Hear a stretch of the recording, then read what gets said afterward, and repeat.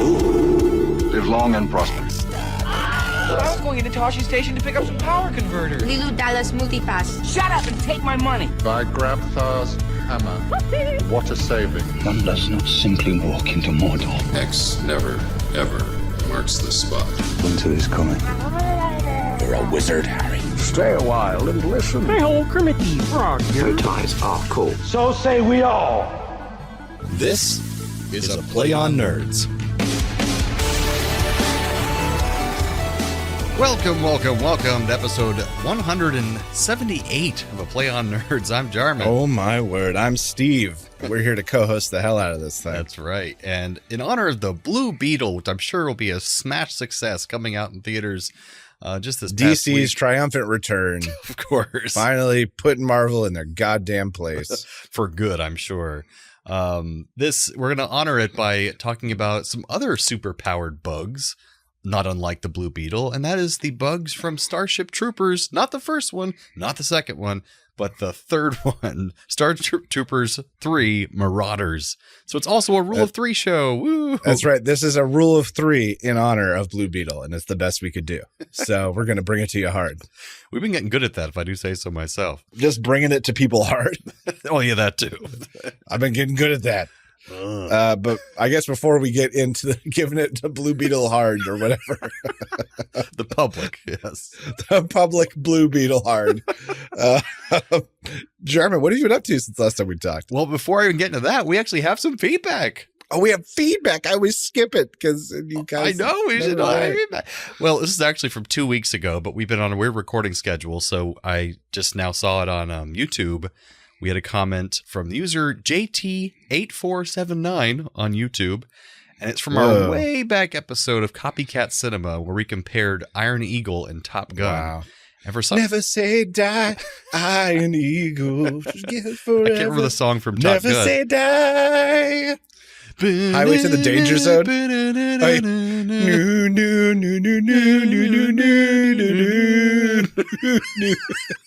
They come here for our singing, of course. Never say die. Never say die. So we get a lot of weird views on YouTube. Random videos do really well, and I have no idea why. And this is one of that's done pretty well throughout the time. We've gotten comments on it before, and now a random comment popped up. He says, Iron Eagle is the better movie. Better soundtrack, better story, better montage, better action scenes. It's my favorite 80s movie next to Rad and Over the Top. Grew up with Doug Masters and Jan Levinson. So I've heard great things about Over the Top and Rad. I've not seen either of them. I think I saw Over the Top when I was a kid. So it was Sylvester Stallone doing the arm probably wrestling. saw it on TBS at some point. Yeah, that and like the Superstation. He's doing all the arm wrestling with his giant biceps and everything. So, but yeah, I think that's a consensus a lot of people are coming to, is that Iron Eagle was actually the better film. I don't know if that's a consensus. I mean, a lot of people like it a lot. I think it's underrated. You can look online and find 30 people that believe just about anything. That's all I'm saying. Eventually, we reviewed the Iron Eagle 3, I think, didn't we? Oh my God. No, I don't think we did that yet because we didn't have a Top Gun on the other side to do it, but we could. Oh no, did we? We did, because remember, like the guy is dead, but then some reason Chappie's back somehow, despite the fact that okay. Oh Chappie my God, we did that. We've been doing this a long time, folks. It's like 8 years. A long time. I've completely lost track. Even before this, when we were planning future episodes, we had to stop and go, wait, did we review that already? Actually, next year, I think, is our 10th year. Maybe. Yeah. 2024 probably. Exactly. Maybe in like the February to April timeframe. We should figure that out, huh? Probably. That'll be a big episode. Okay. We'll look into it. So that was our feedback. Thank you, JT8479. Thank you, JT. I like both the movies just fine. I think, but you have a perfectly valid point of view there, because it's not a bad movie. It's trash. They're all trash. It's trash. So, Steve, what have you been up to first, since I just chatted for a bunch?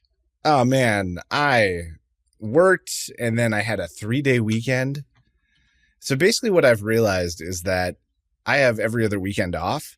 So if I swing either the Friday or Monday on either side for spending one day, I can get 3 days off in a row. For spending like one vacation day. And then also Labor Day is coming up. And so I have that Monday off because I'm non-really essential and I've opted not to. And so I asked for the Friday before off as well. And so I have a 4-day weekend. Very nice. I spent 1 day and got 4 days. So big win. Man, Labor Day is when I'd normally be going to Dragon Con, but not this year after getting married. Can't afford it. Nope. Yeah, have your own Dragon Con at home. Just dress up like fairies and shit. That's what they do there, right? Yeah. That's it. There are people that dress up like fairies. In my defense, Sure. Absolutely. there are plenty of fairies and everything there, else. and at Ren fairs. That's Yeah, true. Fairies, trolls, goblins, Power Rangers. They prefer fae-like people. I like how I went fantasy to science fiction real quick. I always wear my Starfleet uniform to Ren Affairs, so it's okay. That's just a big win. It is. So that's your update, huh? Yeah, I had a 3-day weekend. I got to go. Well, my problem is one of the good things that happened that weekend is going to be my radical recommend later. So I don't want to talk about it too much. Okay, gotcha. Right. But just got to spend a good amount of time with the kids and hang out. And today was Joyce's first day of first grade. Oh, wow. That's a big day. So we tried to do like a weekend together, and we hosted a birthday party for my mom who turned 70 Very nice. on Monday. So we did some family stuff, but we really packed it in. A lot of firsts coming around, 70 and first Oh day my school. gosh. It's crazy. Just crazy. She's so excited to be at school. I'm just excited for her to be tired when she comes home. Oh, yeah. That's some real schooling right there. Getting to first grade, you're getting to the numbers. That's right. And the That's where words. you get hit with rulers, not by teachers, but by other bigger, meaner children. Well, that happens in middle school, yeah. Well, as for me, I just been a lot of money stuff after the wedding, kind of catching up because we had a lot of repairs to do on Jolie's car, which cost tons of money. Then I got my taxes done from last year because I just hadn't done it yet, and I owe a lot of money, of course, because I didn't pay any in. But I'm not used to making, a decent amount of money. So now that I'm making a decent amount of money, I owe a lot of money to the government. So this year I'm making a plan to pay in segments or to take out automatically when I make money. So I won't have to owe so much next time. So I like to pay taxes. I just want to be prepared for it next time. Yeah, I don't want to get kicked in the balls by them. Exactly. And we're not sure what ours are going to look like this year because we bought a new home. We moved that's across true. the country. I had to cash out a bunch of stock. So it's like, it's going to be a fun year. We're definitely going to pay someone to do it because I know I can't figure it out. Well, that's why I paid this guy to do it for me because he was recommended to me as a guy who's particularly focuses in the performing arts fields. And so he knows like freelance work and acting work and that kind of stuff pretty well.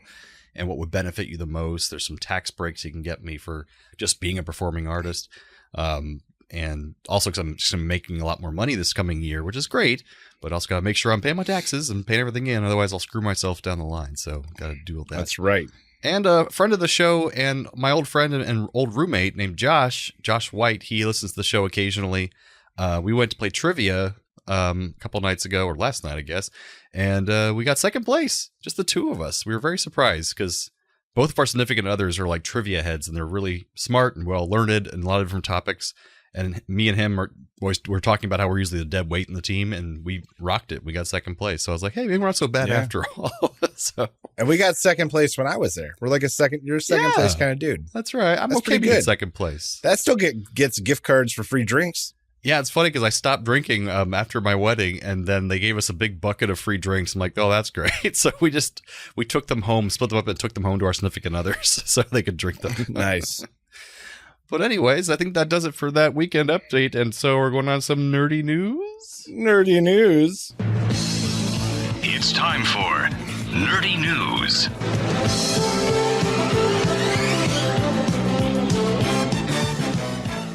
All right, this week, the cheeky name and cheeky title for my cheeky story is I Love the Nightlife, I've Got to Boogie. Well, for millions of years, the cycle of night and day has been something that all animals and living creatures have relied on. But in the last 150 years, with electricity and more recently, high-powered LED lights, well, it's been fucking things up for a whole bunch of animals. That makes sense. Specifically, animals that glow. In North America, this is primarily some funguses, glowworms, and then, of course, fireflies. Well, I hope you don't like fireflies because we are just screwing them up repeatedly. Scientists did an experiment with different colored lights, LEDs, ambers, and blues, and how they affected fireflies and their ability to mate and find mates. So what normally happens is the female fireflies, they hang out in the tall grass so they don't get eaten by like birds and stuff. And the males fly overhead and they flash and they look down and they wait to see a female flash back and then they fly down. Mm-hmm. But with all this light everywhere, essentially, when males look down and they see like LED lights or really bright street lights, whatever, they signal and then they go and there's no mate. So they become like dejected. Oh. And they try to find mates less. And they eventually basically give up. With females, they found that they were down on the ground. And as soon as a big bright light comes on, they would no longer signal. So light pollution from humans is going to kill all the fireflies, guys. Oh, no. It won't even be like real pollution. It won't be toxins that get them. It will be the fact that they can't find themselves in our bright ass world. Light pollution, basically. Yeah. And that'll ruin that band, Owl City. Their one hit is Fireflies. Ah, man, I had that song stuck in my head for like a week, a month ago. Thanks for that. His voice is so high, too. It is. So that's I Love the Nightlife. I've Got to Boogie. That's fantastic. And really sad at the same time. That's right. Well, that takes us to our main segment. We're talking about Starship Troopers 3 Marauder. Yeah. Or Marauders. I might be plural. I can't remember. Well, in this movie, the war rages on. Human weapons are advancing, but so are the bugs. Propaganda from the government is an all-time high, and Johnny Rico is now the long-standing war hero. But it's a big day because not only is his old friend coming and an old fling coming to the base, but the Sky Marshal is visiting. And Rico gets himself arrested for defending the locals from being shot. And despite the fact that he saved the day, he is still sentenced and sent back to hang. After a terrible defeat and narrow escape, the ship carrying the Sky Marshal gets attacked and marooned on this forbidden planet. Back at like the Federation HQ, the second in command fakes the Sky Marshal is missing and does a speech as him with technology. And she just initially claims that it's to maintain stability. But Rico's friend knows there's something more foul afoot. Mm-hmm. Meanwhile, we're back with the Maroonies. They find out there are bugs on the planet, and the Sky Marshal is suddenly deeply religious and seemingly hearing God. Right. Johnny is about to be hanged, but it is faked, and his friend helps him escape. And it's the same friend who had him arrested, so it makes no sense. But back on the planet, the group gets picked off one after another. The doctors kill when he falls into like a hole that opens up violently, and they look in and there's an eye down there. We check back in the Federation where Rico mounts a secret rescue mission involving nudity and robots for some reason. And then the bad government lady fakes the death of the Sky Marshal and blames it on this peace protester. Back on the planet, the cook bites it when he thinks he's hiding in some rocks. They end up being these giant bug appendages. Then it turns out the voice of God the Sky Marshal is hearing is actually some sort of living planet bug god. They do successfully make it to another dropship, which is then immediately attacked, so it didn't matter.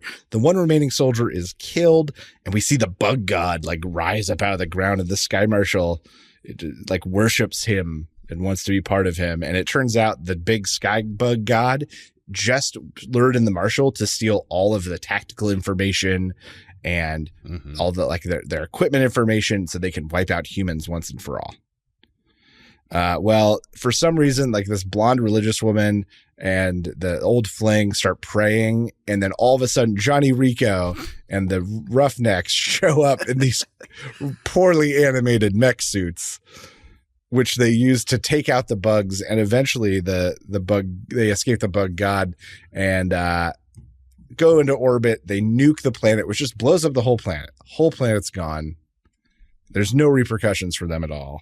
Rico's the big hero once more, and two characters we didn't give a shit about get married, and the war marches on, and propaganda reigns supreme. Mm-hmm. So is this the first time that you had seen Starship Troopers 3 Marauder? Yes. You had seen this before? Yeah, because I loved the first one, and the review was that there are some elements in this one from the book, which is really good, and I really liked. Very loose. Really, it's the Marauder suits are mentioned in Starship Troopers, but they are not at all what was shown. And the Q-bomb thing apparently was also mentioned in the books. They're more like skeletal, like exoskeletal kind of suits that enhance movement and that kind of stuff, not like full mech suits. Brr, yeah, I'm gonna mow down 30 bugs. Yeah, we're all fully naked in here. Yeah, for some reason. I actually kind of enjoyed this, and I do remember it feeling like the first one in a lot of ways, maybe a little more silly than the first one. I don't think I ever saw the second one, but I've heard that the second one kind of departed from the satire aspect and just tried to be a serious action movie and failed miserably. It was more of like a suspense where the bugs. It's more like a Body Snatchers. And it takes place. There's not like a lot of big bug fights. It takes place in a small, secluded place, like low budget as shit. Gotcha. A character that dies in the first movie is the lead of this one. Wait, of this one? An actress. It's not even the same character, I don't think. Which they one? Literally just recast. In the original Starship Troopers, she plays like the mentor ship captain that teaches Ibanez how to fly. And then gets killed by a door, I think, at one point. But who's she play in this one? She plays like the lead in the second one. Oh, I think in the third one. Okay, gotcha. No, just the Star Trek lady in this one. They just had to use the same actress for some reason in the second one. For some reason, they used the same actress, despite the fact that we watched her die. But I thought it was really funny. I thought for how low the budget was, which we'll talk about later, it seems the graphics aren't great, but like they try to incorporate a lot of practical effects, so that made it kind of work better for me. I was like able to forget how bad the bugs looked when they would cut away to like a real bug body that was destroyed or something. I was like, oh, that's a practical body. That's pretty cool. And there's a lot of sets, and there's like tons of extras and all the different newsreel videos and stuff from different locations. So I was like, on that note, I did have an issue with one of the actual practical effects. yeah. And that was the bomb bug that got thrown in, where they opened up and the tail sprung up and they blew up like a grenade. They clearly only got that to work like 2 times because they used the same shot for like 6 different times these things went off. Oh, I'm not surprised. Because it is so clear to me that they got the take like 1 time, maybe twice. They're like, that's fine. We got it. And hey, Star Trek did that back in the day, so I'm not going to be angry at it. Good way to save money. I love that Jolene Blaylock was in it. She's the Vulcan in Star Trek Enterprise, and notoriously very good looking. A little too skinny for me, but whatever. But no, I think she did really. She just has like severe cheekbones. She's very sinewy. Is this the way to put it? She's very. Yeah, that's the sexy word I was looking for.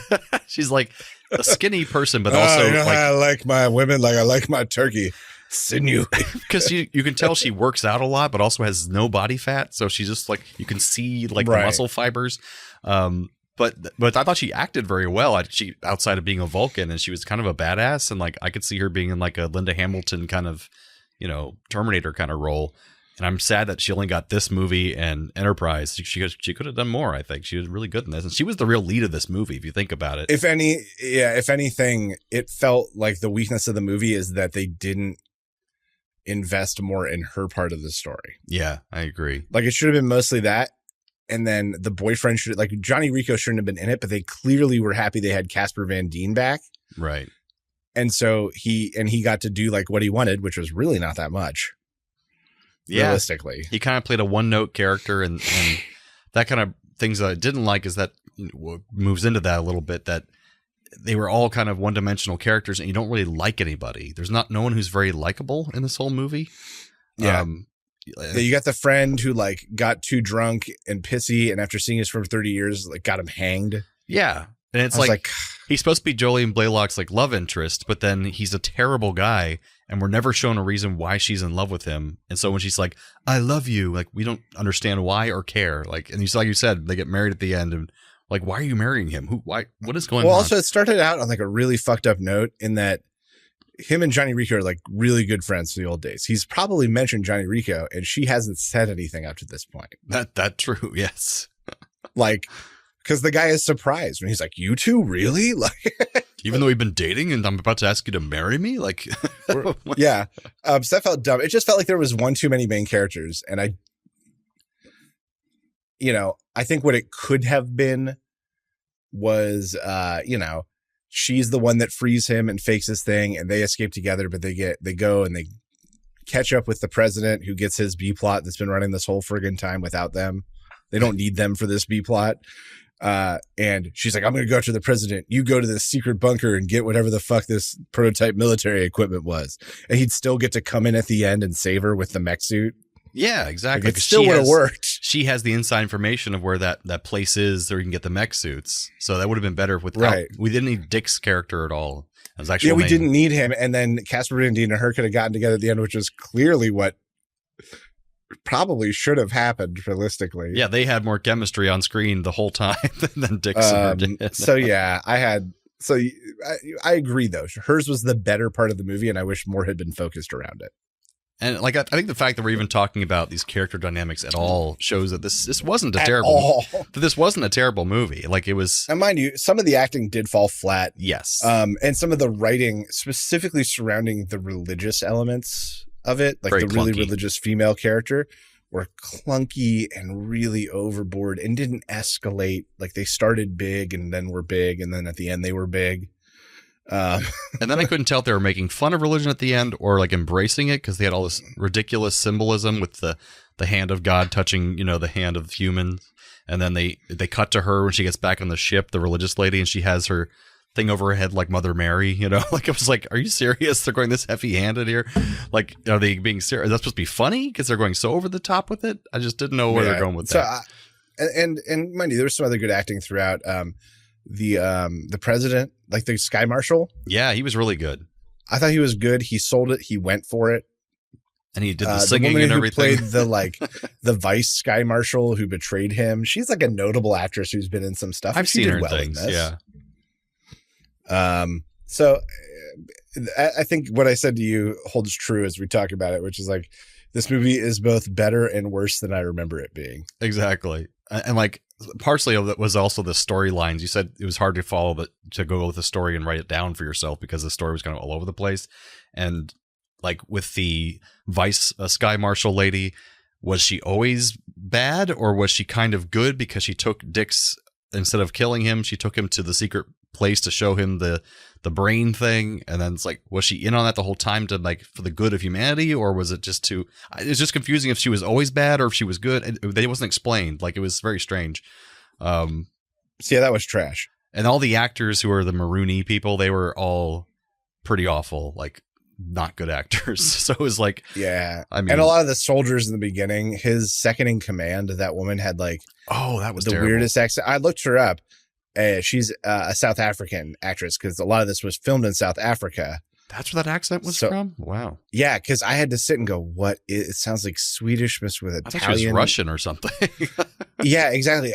But I literally had to stop what I was doing and look it up because I was so confused by this accent. Wow. I was too, apparently. It was Afrikaans. But I'd say in general, just because and also that awesome song, "Today is a good day to die," or whatever it was. It was really, right. It was so funny and over the top and great. I think this movie is actually really fun to watch compared to some movies we had to watch for this show. So, absolutely. I'd recommend I would it. absolutely agree with that. If anything, it felt like a 2-part TNG episode almost. Yeah, I could see that. Like pretty decent quality. Like they did a lot with the money they had and the special effects they had available to them. So I'm surprised it was as good as it was.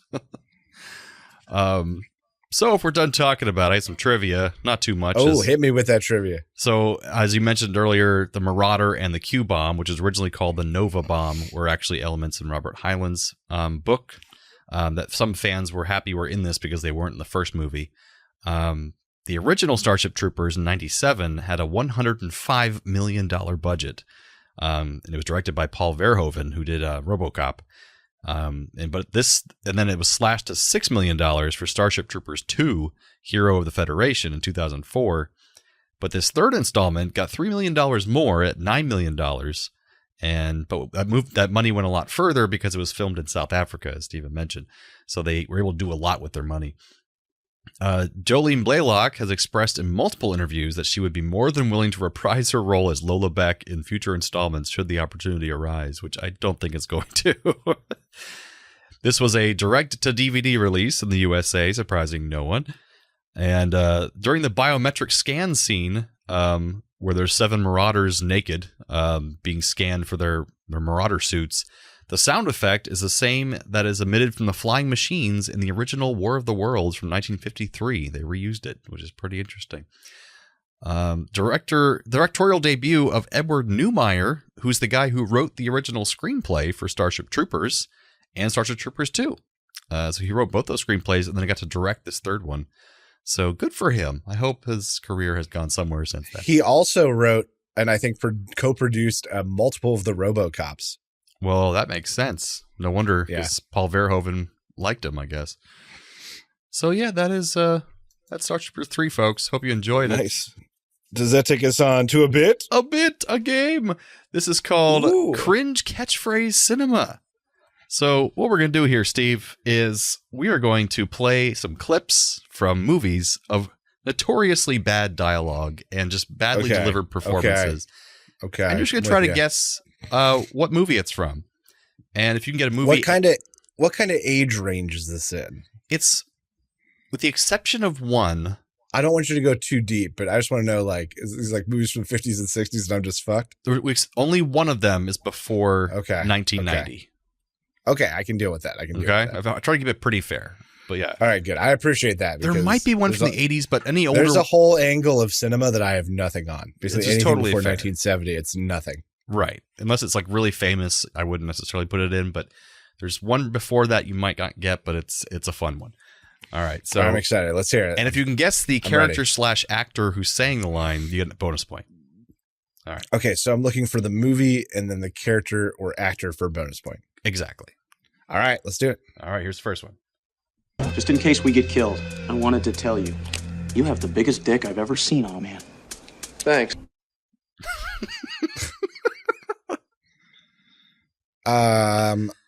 Police Academy. That's a good guess, but this one might be an unfair one. It's called Showdown in Tokyo. I had not seen this movie. Yeah, why that? No fucking way. Are you fucking kidding me? All right, this one is the only one that's before 1990. Okay, here we go. One thing sure, Inspector Clay's dead, murdered, and somebody's responsible. I don't know. I got nothing. I have zero. That's Plan 9 from Outer Space. A notoriously bad movie. All right, this one is from a TV show, but this is a pretty famous, horribly delivered, stupid line. Here we go. Wait a minute. This isn't my world. Disappointed! I have no idea. Sliders. I'm going to go with Sliders. The right time frame. So this is from Hercules, The Legendary Journeys. And the notorious story behind this line is that they wrote in the script the stage direction that he's disappointed when he says the next line following that. But they forgot to put like in the right font. So he thought it was his dialogue. So he just went, disappointed.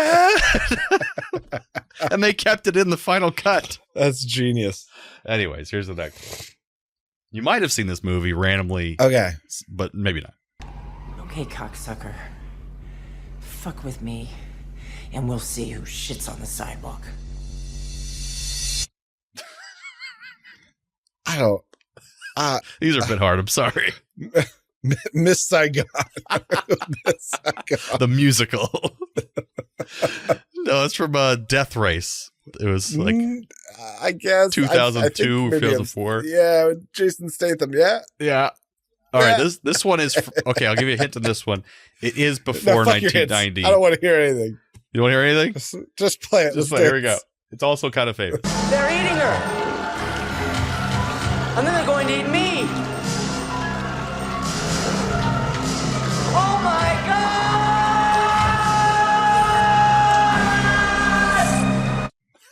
Is that Frogs? Close. I'm gonna give you one more guess because that's pretty close. Trolls. I don't know. Yes, Troll 2. I'm giving you a point for that one. All right. Yeah. All right, here we go. Frogs has some shit in it like that too. So it's true. You have nice legs, Lisa. You have nice pecs. I'm tired. I'm wasted. I love you, darling. Come on, make love to me. Oh. Come on, you owe me one. What's that from? I'm going to go with Saved by the Bell. Is that not Screech? No, I could have sworn you had seen this. Maybe you haven't. It's from The Room. Yeah, I mean, one time, maybe a decade ago. I've watched that movie like 100 times. I know. There are people that are just diehard about it. I get it. It's so bad. These are so hard, but I love that you're getting them all wrong. I love it. All right. I'm just going to keep guessing Saved by the Bell till we end. So. All right, here's a hint for this one. You're not going to get it, but it's too good not to include. That's a good hint. I'm exhausted. Yeah, me too, but, you know, I'm really wired. What do you say I take you home and eat your pussy?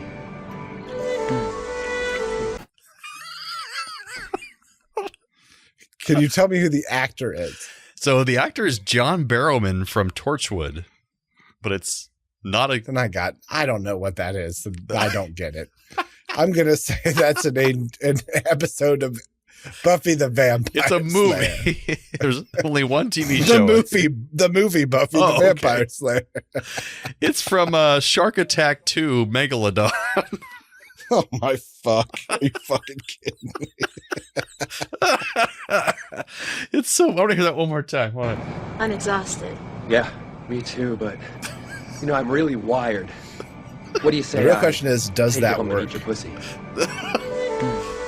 Yeah, it goes right into the sex scene immediately. And the funny thing is that actor is notoriously, he's gay, but it's just like grotesque sex scene with somebody. Anyways, it was a sci-fi original movie. I'm sure it was. All right, so here's one you might know. Maybe we'll see. Oh my God. Let's do it. I don't think we should. Are you a Mexican or a Mexicant? That was Johnny Depp. Yes. And I don't remember his character's name, but he ends up blind at the end. Mm-hmm. And this was from a movie I went and saw on a date. Remember the one where the girl's mom came with us? Oh, yeah. Sat behind us and scared me? This was The Mexican. Close. Once Upon a Time in Mexico. In Mexico. God damn it. There was a movie called The Mexican, but that was with Brad Pitt. That was in the same time. God damn it. Piece of shit. I'll give it to you. You had The Mexican. I feel like Johnny Depp was in that one too, though. I'm going to look this possible. Up. Oh my God. Are you looking that up? I am. I feel there's some additional actor that for whatever reason I'm identifying Johnny Depp, but you are right. I'm probably conflating these two movies. I think they came out around the J.K. same time. Simmons, Gene Hackman, James Gandolfini. No, there's no one else I should be. So I'm just conflating two movies. Mm. All right. Here's like, no, J.K. Simmons. He's good. He's a good actor. Here's your second to last one. Where are you going? It's turkey time. Huh? Gobble, gobble. This is notoriously one of the worst movies of the 2000s. So, but it's with big list actors in it. With that clue in mind, and who I think the actress is, who is, of course, I'm just not remembering her name right now. Are you fucking kidding me, Steve? Halle Berry, and so therefore I think it's probably Catwoman. No, and you were wrong on the actress, but the voice does sound similar. It sounds like Halle Berry. It's actually Jennifer Lopez. Does that help you at all? Geely. Yes, Geely. Let me give you that point. Damn it. All right, here's the last one. You got to think of recent memories for this one. Oh my fuck. What does it take to win your business today? Okay, I'll give you that and 50% discount. Can we close the deal today? Can I place your order today? Great, thanks. We appreciate your business. Woohoo! I'm going to say that's the classic Wall Street. No. So close. I could feel it. That one is Birdemic. Oh my fuck. But I think you got 5 points. I got maybe half a point there. Maybe. I'm going to give you 5 points for that whole thing out of a possible 10. Oh, good. No, actually, possible 20, I think I got Johnny Depp. I think that's literally the only thing I got in that Johnny entire Depp, game. I gave you the Once Upon a Time in Mexico. I gave you the Geely. You shouldn't have given me either of those. And I gave you the frogs and then trolls. I gave you trolls. Oh my god. So yeah, I earn none of that, people. I give it back to our fans. All of my points are yours. Oh man, but that was hard, but it was fun though. The journey. It's more about the journey than the destination. Points socialism in here. Well, that takes us to some radical recommends. If you have the means, I highly recommend picking one up. What do you recommend I do? I recommend Pleasant. All right, this week for Radical Recommends, I'm going to talk about something that we actually reviewed the trailer for, and that's TMNT Mutant Mayhem. Joyce was invited to a birthday party, I guess this past weekend or the one before, and we got to go to a movie theater and eat popcorn and watch Teenage Mutant Ninja Turtles with a whole bunch of kids. And it was incredibly surreal to realize that I was taking my daughter to see a TMNT movie at about the same age that I was taken to see my first TMNT movie. That's true. Very surreal. Very surreal. But the movie itself was very good. It was unexpected. The plot is not what you're expecting in the best way. Nice. It is a movie that I would love for them to make more of. Well written. The kid actors, they got actual like teenage kid actors to do it, and they had them basically improv in studio and joke around with each other, and they just recorded it. And a lot of it ends up in the movie, and it makes it feel incredibly organic. And it leans into the fact that like 13 and 14 year olds are teenagers too. That's true. Like that's really what they're aiming at here. Nice. I hope there's more, and I recommend everyone see it. So you want sequels?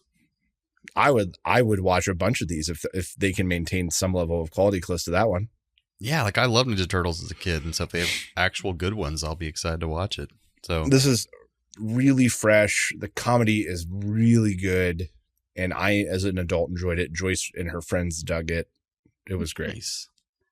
That sounds awesome. Good recommend. Yeah. Well, that takes us to some trailer reviews.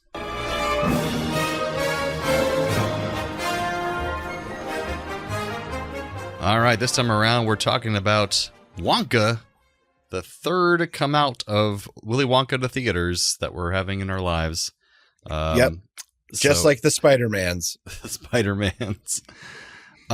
Yeah, so basically it looks like the origins of Wonka, where he came from, how he became a chocolatier, how he gets his shop, that kind of thing, going through the cycles. So what do you think of the trailer, Steve? I don't know. I feel like the fact that even our one last week, Saw, was an origin story. I feel like that's the last ground that a lot of movies and franchises have to retread, and they're doing it with very varying success. Yeah. We've seen so many prequels in the last 5 to 10 years because these storylines are stretched out. They can't keep doing them. And so the only way to do it is to literally go into the past and tell some stories so they can tell something fresh. Of course, I want this to be good. I like Timothée Chalamet. I think he's a gifted actor. I like the visuals I'm seeing in here look like somebody had a very clear vision for this film, very much like the original with Gene Wilder. But I don't know. I'm kind of done with this prequel crap. It looks and feels very Harry Potter-esque. And I think there are some Harry Potter people working on it. I think I saw some producer names pop up and stuff. And it's directed by the person who did, what's that, Mr. Paddington Bear or whatever, that movie? Oh, yeah. So that's my thing is I think it looks great. The dialogue doesn't sound forced. It sounds like it's written really well. Great cast. My thing is I don't like Timothée Chalamet. And it's one of those rare occasions where I've seen him in interviews and I can't stand him. He seems really pretentious and full of himself and just I would never want to hang out with them. And that sucks how that ruins movies for me with actors and actresses. But like you see Tom Hanks in an interview and you're like, I want to see every movie he's in because he's just such a nice guy, and I want him to hug me. I want him to be my father. But it's just like, but then Timothée Chalamet is in an interview and he's just like a pretentious little douche. And I'm like, I don't think I want to see him in anything. So I'll try to get past that because I think this actually does look high quality because you're right. There's a lot of misfires of these prequels and sequels and everything. Yeah, so much. But the writing actually seems good and not corny and they did it right. And the cast is crazy. It's got Olivia Colman, Hugh Grant as an Oompa Loompa, Keegan-Michael Key, who I love, and Rowan Atkinson, Mr. Bean. in there playing a role. So it could be. And really it doesn't good. look like, from a storyline perspective, it doesn't look like they're telling anything that hasn't been told before in that regard. Yeah. Like he's an underdog. He's messing with the status quo. He makes a jumble of friends along the way who identify with him as he fights the status quo. The status quo pushes back and there's a final confrontation, but guess who saves him? The jumble of wacky friends he made along the way. And that's how he becomes Willy Wonka. Willy Wonka. With some magic. With magic for some reason. And they're definitely playing music from the first movie, underscoring it, the original. So they're kind of ignoring the Tim Burton, whatever the hell that was with Johnny Depp. And here's the thing. Not every part of the Tim Burton one was bad. It just did not add up to a good movie. I just think that you're right that when you do sequels / remakes, you have a danger of treading on people's nostalgia and they get upset. Whereas with this one, they have a little more freedom because it's a prequel. Right. And they can be like, well, we can pretend this is just young Gene Wilder. This is just what he did before he became Willy Wonka, as opposed to thinking about it being something destroying your childhood or something, so right. But yeah, I think it could be a good one to take to the kids too. Now you got a first grader. Yeah, I guess that's crazy. Yeah, you can show her the original first if she has the patience for it, because older movies kids usually don't. But so I'm gonna give this one. Raul Julia hears a noise down in the kitchen at night, and he puts on his bathrobe. He wanders downstairs and he fumbles for the light on the kitchen wall, and he turns it on. And there's Gary Busey just buck ass naked at the stove. And he's got a pot on, and he's like, I'm making chocolate. And he's just pouring Hershey's chocolate syrup into this pot. And Raul can smell it, and he's about to say something. He goes, just clean it up before the morning. And he flips the light off and just leaves Gary Busey naked in the kitchen. And my review for this trailer is right after that happens, Raul Julia is starting to walk away, and all of a sudden he hears from behind him, Raul, turn around. He looks back and he sees Gary Busey standing up straight, looking totally sane. He's like, this was all a test. You've done so well putting up with everything I put you through over the years. I'm going to give you my chocolate factory. And he's like, damn it, not again. Gary, you don't have a chocolate factory. You get nothing. Good day, sir. Good day, sir. I said good day. Oh, you're right, Raul. I'm sorry. I'm just playing with you. I don't have no factory. All right, just clean up the kitchen before you come upstairs. Yes, Raul, I will. Stop it! You don't talk like that. Cut that out. Okay, that's fair. That's a fair review. Yeah. That brings us to the end of episode 178 of A Play on Nerds. Join us next week when we bring back that great classic, break out the towers, roll the D20s, 10s, and a couple others, and bring back Nerd Roll of Fortune. Oh, yeah. Where a computer-generated list will determine what we talk about here on A Play on Nerds. It's going to be awesome. It's going to be awesome. Come on back for that. Be our nerdy audience. We will come on back for that and be your nerdy co-hosts. Thanks again, Internet. Stay nerdy, my friends.